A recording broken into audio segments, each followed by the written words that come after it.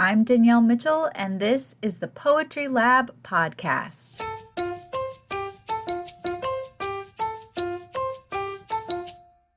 I started the Poetry Lab 10 years ago to help struggling, self-taught writers like me find a place in their community to write, read, learn, and collaborate. As an intersectional feminist, writer, and teaching artist, I help writers tap into their craft with radical self-compassion, unlike anything they've ever seen in the creative writing classroom before. If you're a creative person trying to establish a writing practice in the real world, this podcast is designed to help you carve out the time, the courage, and the inspiration to keep writing your new shit. Are you ready, poet? Let's get into it.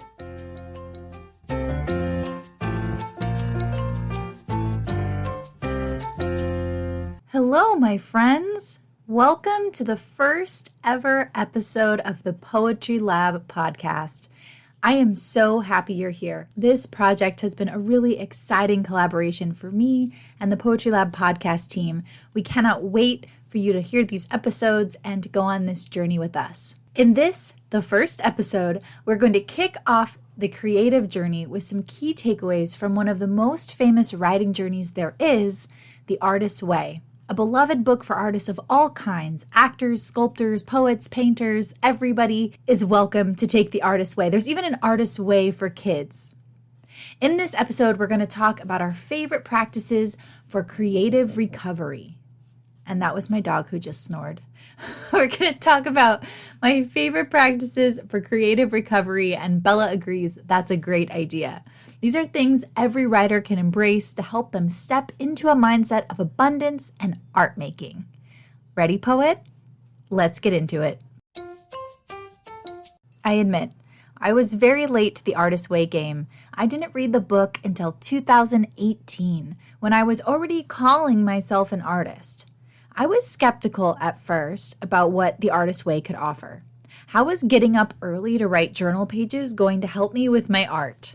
I am not a morning person. In fact, I refuse to record these podcast episodes any earlier than noon because I don't want to have gravelly morning voice.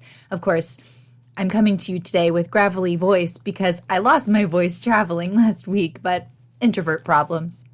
I found a copy of The Artist's Way on Book Outlet one summer, and I thought, what the heck, I'll give it a try. Shout out to Book Outlet. Amazing website, love it. bookoutlet.org if you're interested. What I had ordered was a jumbo copy of all three of Julia Cameron's books in the Artist's Way series. So this thing was like an encyclopedia. It's huge. Intimidating in size. I was working full-time at my day job. I had just gone through a big move and my relationship had ended. So to suffice it to say, I was not feeling creative at that point. So I opened the big book and I gave the process a try. Traditionally, you're supposed to do the Artist's Way program over a period of 12 weeks, but it took me much longer to get through the process. And I'll be completely honest, I didn't do all of the prompts and all of the assignments, but I did learn a lot. And I felt comforted by Julia Cameron's wisdoms and the stories that she shares throughout the book. Especially the idea of establishing a sense of safety and recovering strength. Throughout the process, a few surprising things happened for me. I did, in fact, start writing morning pages, and I became addicted to them. At one point, I was waking up an hour before my alarm to write my pages. So I was up at 6 a.m. just to write. And honestly, I never thought I could do something like that. It unlocked a whole new potential in my brain. Because truly, when I said before I'm not a morning person, I mean it. I wake up with my alarm, I press snooze a couple of times, and then I wake up with my second alarm for sure and go to work. I do not relish getting up early. I know some people really love that, the quietness of morning time and the songbirds. It's not my thing. I rather be sleeping. I get my best sleep in the morning, but writing morning pages really did unlock something for me. So the first creative practice in these 5 practices we're going to go over today is morning pages. What are morning pages? They are 3 pages written by hand. They are a stream of consciousness. This is not to a prompt. This is not something that you're going to go back and edit. You are not actually trying to create any art of any kind. It's just whatever spills out onto the page first thing in the morning, minimum of 3 pages. It doesn't matter what you write. It can be a grocery list or a rant or a recap of yesterday. There is no wrong way to do your morning pages. And nobody is allowed to read your morning pages except you. You do not share your morning pages under any circumstances with anyone. And Julia Cameron says you're not actually allowed to read your own morning pages until at the end of the 12-week program. So you're not supposed to go back each morning and reread the morning before. You're just supposed to get it down and move on. The point is not to approach your morning pages with a critical mind. The goal here is to be honest and uncensored. Julia Cameron says, morning pages are occasionally colorful, but mostly negative, fragmented, self-pitying, repetitive, stilted or babyish, angry or bland, or even silly sounding. And that's good, she says. Get it out on the page and begin to recover from your own internalized perfectionism. I love that. Internalized perfectionism. Morning pages can help you quit the inner critic and get out of the habit of thinking that we have to be in the mood to write. We don't. Writing is a practice, something we can do and cultivate with our habits. And I think it's true. The more we write, the more we want to write. So I mentioned that you're not supposed to go back and read through your morning pages until the end of the 12-week process. When you do that, you can look through accomplished goals, lessons learned, any plans you mentioned that you've still yet to carry out. I find it really helpful to make observations about what you rant about, what you love, and what keeps coming up over and over. Maybe that's material for your next poem. But your morning pages aren't poems. They aren't any kind of creative writing at all. Or maybe they are. I've heard stories about people who've written novels 3 pages at a time in the morning, which is wild to me, but I have been working on my novel for over 10 years, so whatever works, right? The next topic we're going to talk about for creative practices also is featured in the Artist Way, going on walks. There's lots of scientific research that has gone into the link between walking and creativity. I went on a long walk just before I sat down to do this podcast episode, and I don't know if it's helping, but hey, whatever works, right? One study even showed that it increased creative output by 60%. Walking helps focus the mind and increases creativity by reducing distractions. We can help beat writer's block by taking our mind off the problem in a productive way. Today when I was out on my walk, I picked flowers and leaves and looked at trees swaying as the sun set. It was kind of relaxing. You can get inspired by what you see in nature. Collect images for your notebook to use in future poems. And I think for some of us who maybe don't live in an urban center and we're not walking everywhere we go, we don't live in a walkable city, maybe we have to commute or use a car to get around or public transportation. Maybe we don't consider walks as something that can be relaxing because it's always a hustle. I remember whenever I visited my friends in New York, I was always like, when do you people ever sit down? They just walk everywhere and it's kind of exhausting. And then you sit down on the subway and if you're a tourist like me, you fall asleep. But even giving yourself a 10 to 15 minute walk before you sit down to write, before you open a book to read or tackle a writing prompt, can give you a whole new outlook. Creative practice number 3, journaling. Now I know we just went over morning pages, but journaling is a little bit different. Journaling is specifically designed to help encourage us to capture ideas for self-reflection.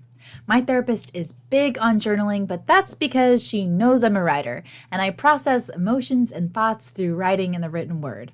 It's my preferred mode of communication. And when I'm journaling, I'm communicating with myself. It is similar to morning pages in that it is private, but it's different from morning pages in that the point of journaling is self-analysis. And you can journal in lots of different ways, where morning pages is supposed to be 3 pages written by hand every morning first thing when you wake up. I like to do journaling at the end of the day when I'm reflecting back on the day that just unfolded. You can do it on your computer. You can do it through voice notes. You can have a visual journal where you create art. One of the great TikTok ASMR artist that I follow does an art journal to sort of process difficult emotions and calm herself from anxiety. And then the pages get really hard, and then she runs her nails along them to make ASMR sounds, which is so awesome for like a mixed media journaling and self-help thing. It's great. Her name is Shiver Me Tingles if you like ASMR. Another way to use journaling creatively is to incorporate an outside prompt with it, like oracle cards or even reading tarot and then journaling on the answers that you get from the cards. There's also some great therapy accounts you can follow on Instagram that will give you journaling prompts and ideas on a regular basis. I love to incorporate journaling prompts into my classes because even though they're not creative writing prompts, they're not really meant to help you write a poem. Processing your emotion does help you write a poem because poems are all about emotional truths. And if we don't know what those truths are, it's a lot harder to write the poems. One of my favorite writers, Martha Beck, says, "The only way to find lost things is to feel for them." And journaling is one of the ways that I do that. The fourth practice for creatives, staring at visual art. For both art appreciation and actual art creation, staring at art can impact our creative muscles. And you don't have to be good at art to look at it and experience the benefits. Appreciating visual art activates areas of our brain associated with vision, pleasure, memory, recognition, and emotions, as well as areas which deal with the processing of new information to give it meaning. Whereas creating visual art, even badly, encourages introspection and self-awareness, regulating emotions like that ASMR shiver me tingles that I just mentioned, and an increase in resilience. Who doesn't want that? One study even showed that looking at art creates a sensation similar to falling in love or looking at a loved one. I remember the first time I ever saw my favorite painting, which is The Lady of Shalott. It's a giant painting by John William Waterhouse that hangs in the Tate in London. And I didn't realize how big it is. It's life size. It's as tall as I am and longer if I were laying down. It's huge. It's like the size of a California king bed. It's a great big painting. And standing in front of it for the first time, I was actually moved to tears because it's the moment that the Lady of Shalott has come down from her tower after turning out the window to look at Lancelot, which spells her doom because now that she actually looked out the window, she's going to die. So she goes out to this boat and she gets in the boat and writes her name on the side. The wherewithal of that woman to have the idea to write her name on the side of the boat is the part that always gets me. She gets in the boat and she unchains it, and then she just kind of flows down the river, slowly dying and singing a haunting song until she kind of abruptly stops on the shores of Camelot, and the people there carrying on and cavorting and having a party kind of come out and see her dead, sad face and think, "Oh, she's so pretty." They say like, "What a pretty face," and then that's it. There's really no purpose to her death at all. It's just it's an incredible waste, and it's tragic. But in the painting, it's the moment where she's gotten into the boat, she's written her name on it, and she's holding the chain in her hand, about to let it loose. And the look of just utter decay and sadness at the futility of it all is on her face.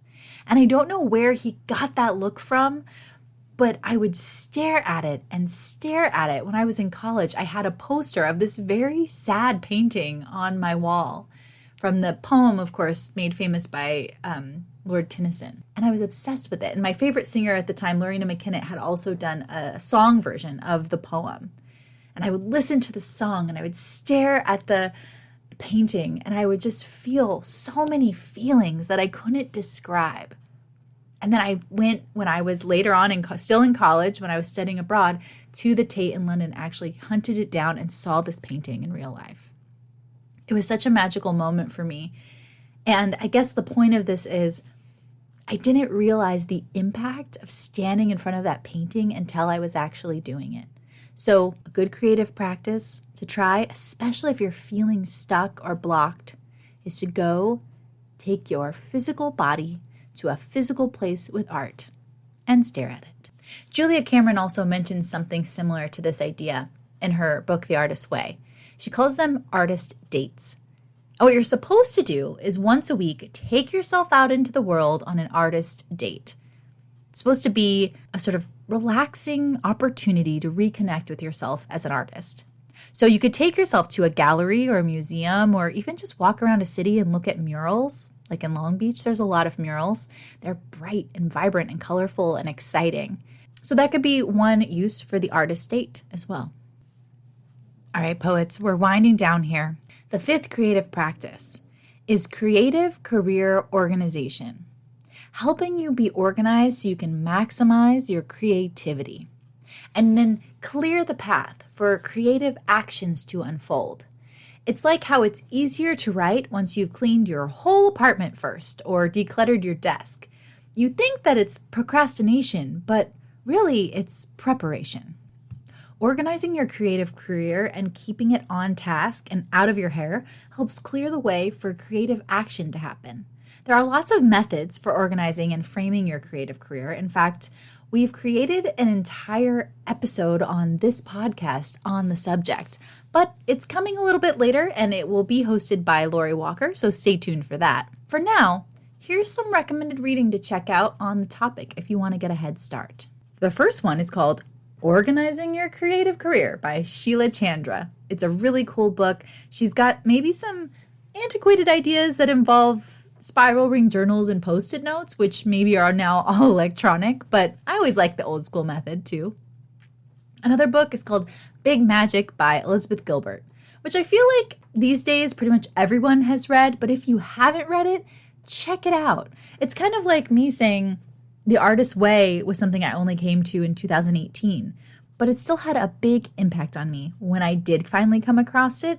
And also I feel like it's a book really worth rereading. As I was going through and looking at it for this episode, I was thinking, gosh, I should dig back into this. I think it's something that you can come in and out of. And also, there's 3 books in that series. As I mentioned, I have an encyclopedia-sized copy with a lot more work to do. Another book I like for creative career organization is Before and After the Book Deal by Courtney Mom. It's a very extensive book that has a lot to do about the submissions process of how to get your book published, but there's much more information there about your creative career in general. I know it's difficult for us sometimes as artists to approach our creativity as a career. In fact, in Big Magic, Elizabeth Gilbert talks about how you shouldn't turn your creativity into a career because it will squash it. But I think that we can have a both and situation here where we acknowledge that we're creative artists and yet some organization would really help us out. Another book that's cool on this topic is Steal Like an Artist by Austin Kleon. It's also one that's been around for a while, but there are 3 books in that series. If you've read Steal Like an Artist, maybe check out the next book in a series. A newer book on this topic that maybe you haven't read yet is called Artpreneur, The Step-by-Step Guide to Making a Sustainable Living from Your Creativity by Miriam Schulman. This episode is called 5 Practices to Ignite Your Creativity, and we are going to add in a 6th, because that's how we do it at the Poetry Lab. We are never quite done giving you all the goods. The 6th practice is community. And how is community a practice? Well, I'll go over that. Julia Cameron writes, as an artist, I must be very careful to surround myself with people who nurture my artist, not people who try to domesticate it for my own good. Certain friendships will kick off my artistic imagination, and others will deaden it. Put another way, as an artist, I do not need to be rich, but I do need to be richly supported. Every once in a while it comes up in conversation, and I say, all my friends are poets, or all my friends are artists. And it's true, almost all of my friends are writers. I was just at brunch the other day, and someone asked my friend and I, as we were sitting side by side, how we met. And I said, through poetry. And then they said, well, how do you know the birthday boy? And I said, through poetry. As a community of writers, it isn't just a practical thing meant for networking and marketing and the like. It's the life we live. We are here for each other. We do this not as work, but as humans. To be amongst each other is a gift. If you're a writer and you don't have any writer friends, that is probably what you're missing, and maybe should be the core of your creative practice, your community, to be richly supported. At the Poetry Lab, community is everything to us. In fact, we identify ourselves as a place in your community to write, read, and collaborate. And community is going to look a little bit different for everyone because you're going to make it your own. But the point is, here, you are invited to be a part of it. Not just because you're special or you have something to offer, you're bringing in some new idea, but just because you're you. Okay, my friends, in this episode, we went over some of the creative practices that I love most. They were writing morning pages, going on walks, journaling, staring at visual art. We dipped our toes into the idea of organizing a creative career, and because that's something I actually find super helpful, there's a whole episode coming up later on in this podcast all about it, so stay tuned.